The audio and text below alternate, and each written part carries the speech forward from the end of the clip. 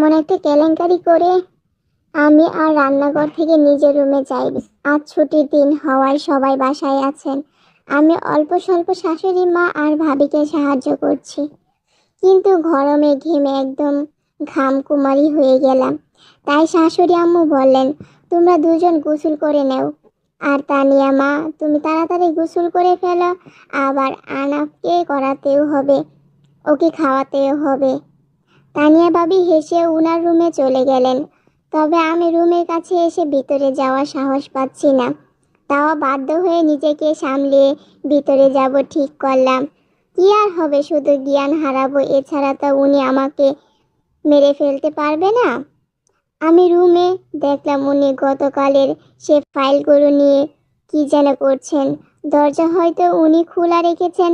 আমি আস্তে আস্তে আলমারির কাছে গেলাম, এমনভাবে পা ফেললাম যাতে উনি না বুঝেন আমি রুমে এসেছি। তবে শেষ রক্ষা হলো না। উনি আমার দিকে গভীর চোখে তাকালেন, আর আমি ভয়ে চোখ ফিরিয়ে নিলাম। আমাকে অবাক করে দিয়ে উনি কিছু না বলে উনার কাজে মন দিলেন। তাই আমি একটি স্থির নিঃশ্বাস ফেলে শাড়ি হাতে নিয়ে সব গহনা খুলে ওয়াশরুমের দিকে চলে এলাম। গোসল করে ভালোভাবে শাড়ি গায়ে জড়িয়ে ওয়াশরুম থেকে বের হলাম। হাতে উন্নার দিকে তাকালাম। উনি উনার কাজে ব্যস্ত, ভাবলাম আজ হয়তো কিছু বলবে না। সেটাও ভেবে মনে মনে হাসলাম। তারপর আয়নার সামনে গিয়ে হাতে বালা, কানের দুল, গলার ছোট হার পরে নিলাম। আর একটু সেজে চুলগুলা খুলে দিয়ে পাখার নিচে দাঁড়ালাম। তারপর আস্তে আস্তে চুলগুলা নেড়ে ছেড়ে শুকানোর চেষ্টা করলাম। আর অন্যদিকে রুদ্র ফাইল থেকে চোখ সরিয়ে নূরের দিকে তাকাতে থমকে গেল। ভেজা চুল এলোমেলোভাবে ছড়িয়ে দেওয়ায় ভেজা চুলের কারণে ব্লাউজ ভিজে একাকার। নূরে এমন রূপ দেখে রুদ্র চোখ বন্ধ করে কয়েকটা লম্বা শ্বাস নিয়ে নিজেকে স্বাভাবিক করলো। মেয়েটার প্রতি সেই দিন আকর্ষণ অনুভব করাটাই স্বাভাবিক। সে তার ওয়াইফ। নূর চুল নাড়াচাড়া করতে করতে হঠাৎ রুদ্রের দিকে তাকালো। রুদ্র গভীর চোখে দুটো তার মধ্যে সীমাবদ্ধ রেখে চমকে উঠল। রুদ্র এখনো ঘোর লাগা চোখ তাকিয়ে আছে নূরের দিকে, কিন্তু কিছু একটা মনে পড়তে সে দ্রুত উঠে নূরের কাছে গিয়ে তার হাতের পিছনে আলতো চেপে ধরে বলল, বলেছি না সেখানে যেখানে সেখানে বাচ্চা মোড়া করতে? হ্যাঁ বলেছিলাম। রুদ্র এমন হুট করে আক্রমণে ঘাবড়ে যায় নূর, যেন মনে হলে সে জ্ঞান হারাবে। রুদ্র হয়তো সেটা বুঝতে পারল, তাই রেগে বলল, যদি জ্ঞান হারাও তাহলে এমন অবস্থা করবে যে আর জ্ঞান ফিরে আসবে না। ওনার কথা সংকারে আমি আর জ্ঞান হারালাম না, তবে মৃদুল কাঁপতে সারা শরীর আমার কাঁপাকাঁপি দেখে উনি বিরক্ত হয়ে বললেন, এত কাঁপছো কেন? ভালোভাবে দাঁড়াও বলছি। আমি নিজেকে যথেষ্ট শান্ত রাখার চেষ্টা করলাম, তবে সফল হলাম না।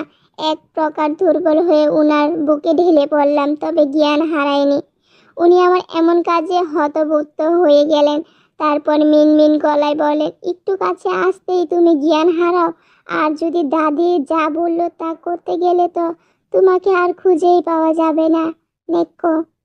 উনার কথা মানে বুঝতে পেরে লজ্জায় আমি লাল হয়ে গেলাম, তবে দুর্বল শরীর নিয়ে উনার বুকে থেকে মাথা তুলতেই পারলাম না।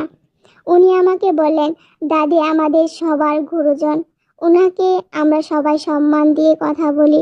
তুমিও যেভাবে কথা বলছো, নিশ্চয়ই উনি কষ্ট পেয়েছে। উনি কথাগুলা ভুল বলেনি, কারণ উনি তো সে জামানার মানুষ। তাকে উনার কথাগুলো এমন। তুমি আমার অর্ধাঙ্গিনী, তাই তোমাকে বোঝাচ্ছি এখন, কিন্তু পরের বার যেন আর ভুল না হয়। তখন বুঝছো না, বরং পিস্তল দিয়ে ঠুস করে দিব। এখনো চিনো নাই আমাকে। ওনার কথাগুলো শুনে ভয়ে আমি আরো জমে গেলাম। আসলে তো উনি ভুল কথা বলেনি। আমি কোনোদিনও দাদির সাথে এমন বিহেভ করব না। উনার প্রতি রাগ ছিল, সেটাই বের করছিলাম তখন। উনি আমাকে এত সুন্দর করে বোঝালেন যে আমার বেশ ভালোই লাগলো, তবে শেষ কথাটা শুনে কেঁপে উঠলাম। তারপর আমি আস্তে আস্তে উনার বুক থেকে মাথা তুলতে উনি হুট করে আমার কোমর জড়িয়ে ধরলেন। উনার কাজে আমি বোকা বনে গেলাম। আমি চোখ বড় বড় করে উনার দিকে তাকাতে উনি বলেন, এমন আধ ভেজা অবস্থায় আমার সামনে আসবে না বলে দিলাম। ভুল করে কিছু হয়ে গেলে তুমি 1 মাস জ্ঞান হারিয়ে পড়ে থাকবা। আমাকে ছেড়ে আবার বিছানায় বসে পড়লেন। ওনার কথা শুনে লজ্জায় আমি হয়ে গেলাম। তারপর নিজেকে পরিপাটি করে ওনার দিকে না তাকিয়ে রুম ত্যাগ করলাম। আজ অনেক দিন পর আমি আর মারিয়া ভার্সিটি যাচ্ছি, তাও আবার তাদের গাড়ি নিয়ে, যা আমার কাছে বিরক্তকর।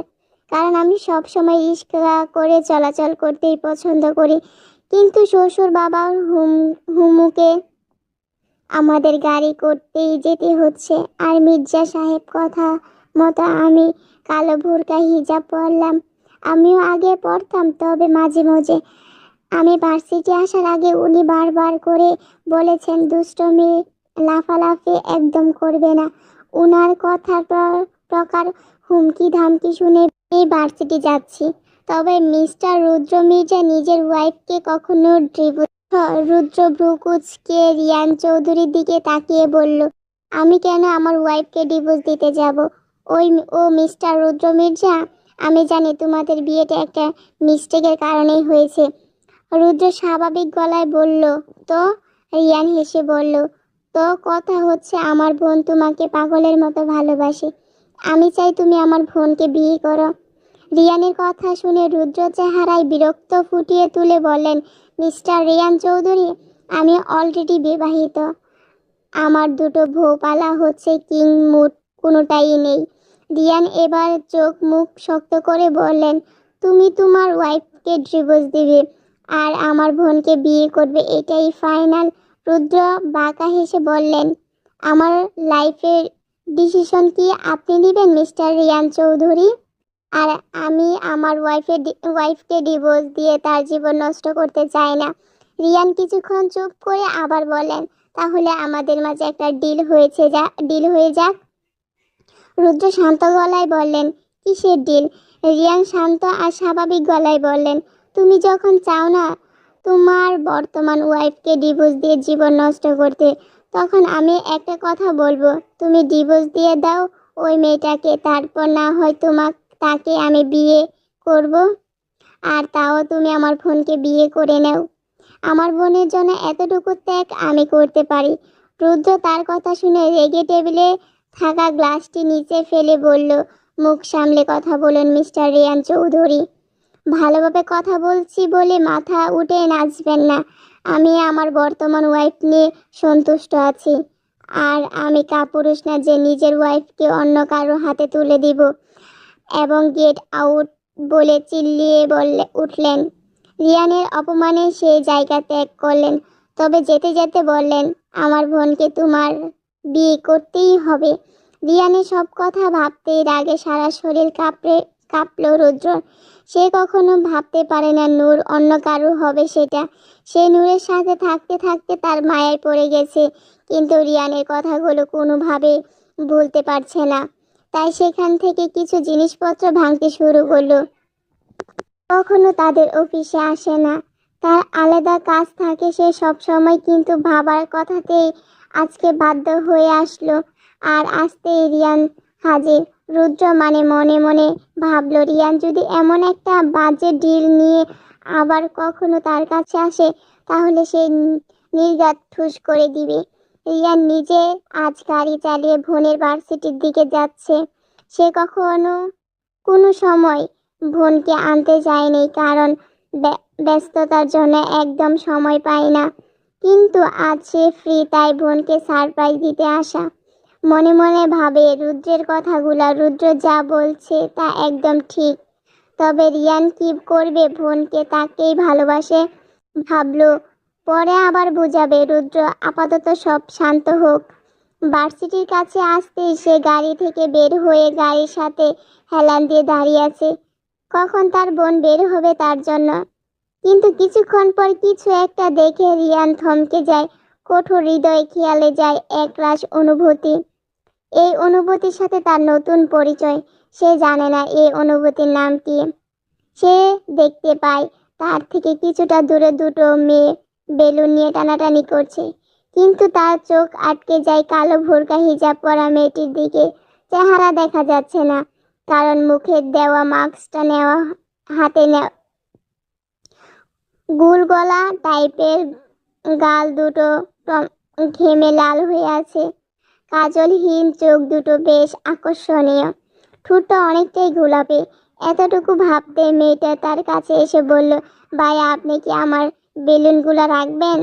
তবে ওই যে চুন্নি ওর সাথে থাকা মেয়েটার দিকে ইশারা করে বলল, ওকে আবার দিতে যাবেন না, ও আপনার থেকে নিতে আসলে অবশ্যই ধমকে দিবেন, বলে মেয়েটা আমার গাড়ির পিছনে লুকালো। মেয়েটার কণ্ঠ শুনে যেন আমি অন্য দুনিয়ায় হারিয়ে গেলাম। সে কি বলল সেটা আমি শুনিও নি, শুধু ওর দিকে তাকিয়েছিলাম। মেয়েটাকে খুঁজতে এলো সেই মেয়েটা যাকে সে চুন্নি বলে সম্বোধন করেছে। সে মেয়েটা আমার কাছে এসে বেলুনগুলা দেখে বলল, ভাইয়া নিশ্চয়ই বেলুনগুলো আপনাকে নূর দিয়েছে। তো নূর কই জানে? যাকে দেখে আমার হাত দ্রুত চলে শুরু করেছিল। সে মেয়েটার নাম নূর, সেটা জেনেও মনে মনে হাসলাম। আরও হাসি পেল তাদের বাচ্চার মুখ দেখে। আমি মেয়েটার দিকে তাকিয়ে বললাম, হ্যাঁ এগুলো আমাকে নূর মই দিয়েছে, আর সে গাড়ির পিছনে লুকিয়ে আছে। আমার কথা শুনে নূরময়ী গাড়ির পিছন থেকে বের হয়ে এসে ছু মেরে বেলুনগুলা নিয়ে আমাকে বলল, আপনার মতো আজাইরা লোককে বিশ্বাস করাই আমার ভুল হয়েছে। কেন বলতে গেলেন? মেজাজটাই নষ্ট করে দিলেন, বলে এক প্রকার রেগে চলে গেল নূরময়ী। তার পিছন পিছন চলে গেল তার সাথে থাকা মেয়েটা। ওর কথা শুনে মুচকি হাসলাম। মেয়েটা বড়ই বাচ্চামো স্বভাবের। তারপর মনে মনে নূরময়ীর নামটা কয়েকবার উচ্চারণ করতে রিয়ানের মনে অদ্ভুত অনুভূতি হলো। মনে ভাবলো, এই নূরময়ীকে আমার চাই চাই, তাকে একান্তই আমার নূরময়ী করতে চাই। ত্রুটি হলে ক্ষমা করবে না আর ভুলগুলো ধরিয়ে দিবে।